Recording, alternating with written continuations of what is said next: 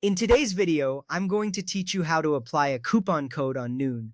Let's get started by opening your preferred web browser. Once your browser is up and running, head over to the search bar, type in Noon and hit enter. This is the first step to accessing the Noon website, which is where we'll apply our coupon code. After you press enter, you'll be presented with a list of search results. Look closely to find the official Noon website link. It's important to choose the correct link to avoid any phishing sites. Once you have identified the right link, click on it to open the Noon homepage.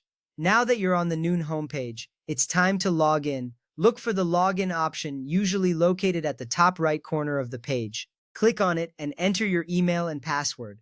Logging in is crucial because it gives you access to your saved addresses and payment methods. This will make the checkout process smoother. With your login complete, you can now browse for the product you wish to purchase. Navigate through categories or use the search function to find your desired item. Once you've found it, click to open the product page. This allows you to view details about the product, ensuring it's exactly what you want. Next up, you'll want to add this product to your cart. Look for the Add to Cart button, which is often highlighted to catch your attention. Click it and you will see a confirmation that the item has been added. This step is essential as it prepares the item for checkout.